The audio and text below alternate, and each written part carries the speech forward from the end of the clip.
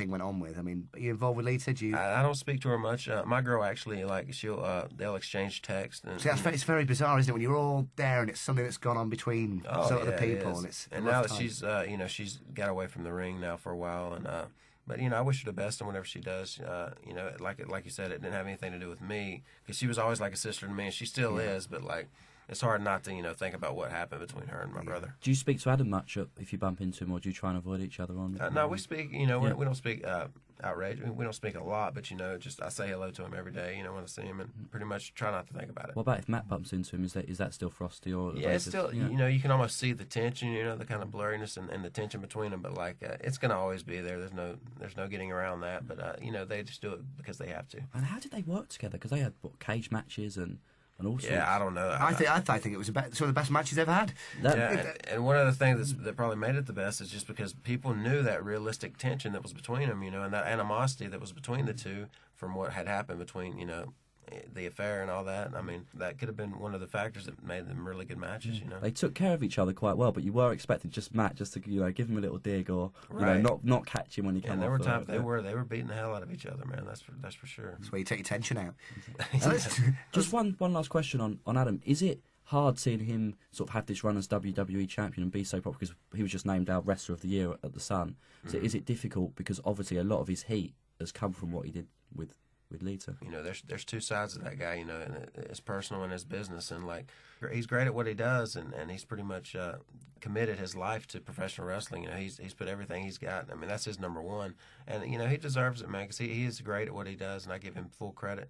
All that nasty stuff that happened, and the things that I dislike about him, I kind of just got to look past and recognize and respect the fact that he's a great wrestler. Has he apologized?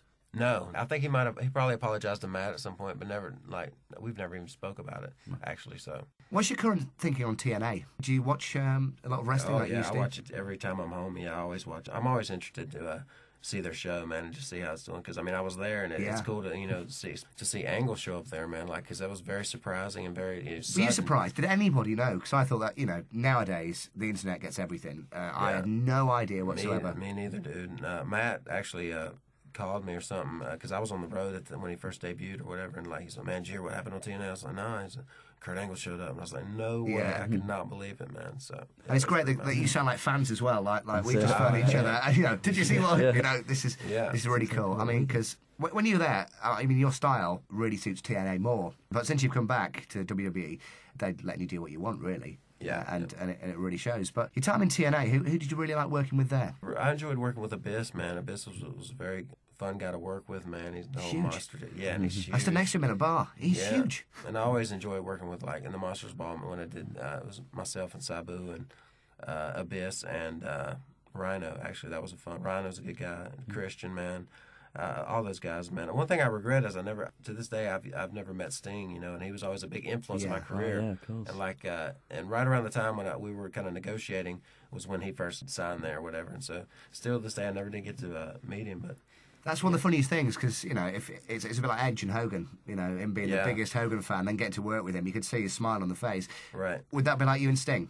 So we're working on the same match tonight. Pleased to meet you, sir. And it's like you're meeting your real life hero from being a kid. Yeah, man. Thank you for the influence, man. That's for sure. I loved your Monsters Ball match in TNA. I thought that was great. But were you frustrated that you didn't get to sort of have the matches with the Samoa Joes and the Christopher Daniels and stuff like that? Because I thought in the X Division you sort of didn't really get to do the sort of matches that sort of Joe's been doing. Well, man, I'll be completely honest, man. One thing that intimidated me more than anything in TNA was the X Division guys, because these guys are amazing in what they do. And that's I would always look at AJ Styles and see the things that he did and think of myself when I first, started when I was 20, 21 years old, when I was wide open and I could do all that stuff. But it was very intimidating to see all those X Division guys out there during the day practicing all these unbelievable, moves that they're doing, and they're so fast. But it was I just felt like I couldn't hang, and I knew I couldn't hang. Nothing lasts forever, I was so that's one of the reasons I knew if I came back to WWE, I would be a little more comfortable in the X Division type of style. It's bigger guys, and I'd feel more comfortable and more confident, because man, those X Division guys are untouchable. Those guys are phenomenal, man. That's for sure. There was one point where Matt, when he was released by the WWE, very unfairly, there was big rumours he was going to go to TNA, and I think he met with Dixie Carter or Jeff Jarrett, and then he decided not to. Were you sort of encouraging him to come to TNA? Yeah, I was totally encouraging him. I was hoping he would. I thought that was going to be the place for the the big reunion between the two of us, and I'll never forget the first day he called me and said that, man, I just got my release or whatever, you know. And it was like, oh my God, Matt. He says a funny story. Like, I was so excited inside when I heard that. And when Matt tells the story, he's like, yeah, I called Jeff and said, yeah, I just got my release from WWE. And then Jeff goes, oh my God, you're going to love it in TNA. Yeah. It would have been great. And, you know, it was kind of a letdown when he did. But I think he made a good decision, man. The money wasn't right or something there at the time, and he couldn't get a guarantee or something with their deal. But, yeah, I think he was happy with his decision that he made. Is there anybody you haven't worked with who you really want to work with? Not really. There's nobody desperately in your mind that you think, you know, oh, I just want to do a program with this guy. It'd be interesting to work some kind of program with Shawn Michaels. Cause, that's what I'm thinking straight off. He was a huge influence. And there was one point in my prior run to where we did a little spot when he came out and he was talking about, like, yeah, you need to find out who Jeff Hardy is or whatever. Then I went on to tell him. It was when I was doing that conflicted kind of in-between type of deal. And I said, there's not enough time to explain who Jeff Hardy is, but I'll tell you one thing. I'm going to start kicking some ass around this place, and I'm going to start with you. And then he super kicked me and laid me out. But that was a fun deal that I was doing at that time, just being kind of conflicted and at a crossroads, so to speak. Are you a big critique of your own work? Have you been on Raw Live or pay-per-view? How soon is it? Is it you go back and you watch the tape and you go, yeah, that was good, or oh, that was awful? Oh, yeah, I think one of the best ways to study your craft is to watch yourself on video. And, you know, that's what I've always done. And that's one of the first things I look forward to doing after I feel good about a match or feel bad about a match to better it in either way, you know. And it's very motivational when you have a good match and then you see it back and, like, you're like, yeah, I can still do this. You know, I'm pretty good at what I do. And that's always motivational and inspiring. And I'm always hard on myself, you know, when I watch. It's the smallest thing that somebody will probably not pick up on that I'll go, oh, that was horrible, or, you know, that could have been better. But, yeah, I love watching, you know, that's the best way to study your craft, for sure. Which wrestlers give you advice or have given you advice throughout your career? Because I imagine guys like Triple H and Undertaker are very sort of keen to help stars. Obviously not anymore because you're established, but when you first started out, who was there for you? Yeah, well, they were the guys that were probably the guys back in the day going, yeah, you don't have to do as much, you know, slow down just a little bit, you know, just chill out and put it in slow-mo for a while, you know.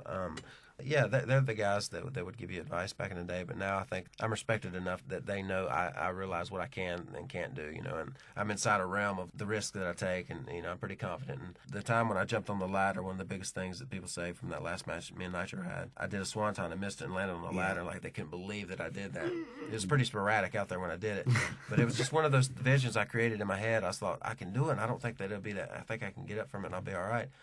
But then once I did it, I was pretty much, they threw it out. They were like, oh, my God, I can't believe you did that. You know, that was outrageous and crazy. But, yeah, it was a good memory. Being in the opening match of the ECW show, we sort of alluded to earlier, that must have been a godsend because that was the only match on that show that was decent. Did you have to sit through the rest of it and watch? And yeah, what was pretty much. Heyman? Well, it was only on for about an hour and a half.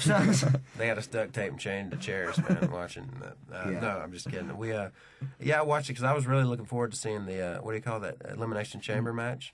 And it was kind of a, you know, kind of brutal in itself. And I'm a huge RVD fan, man, so I love watching anything RVD's involved in. But it was rough, man. It was a weird place. They had it in Augusta, Georgia, which was a weird location for a pay-per-view in itself. But it was meant to be in New York, wasn't it? And then they had a bad show there when Batista got turned on, and suddenly, I don't know if there was a connection, but suddenly after that show where the band with Batista got moved to Georgia, which was... Yeah, I wish it would have been in that, what's the name of that place? The Hammerstein Ballroom, yeah. That would have been so fun, because I've never performed in that building. That would have been really fun to do it there. But yeah, I don't know what the deal was with that. What was Heyman like at the show? Could you see him realising it was all going wrong?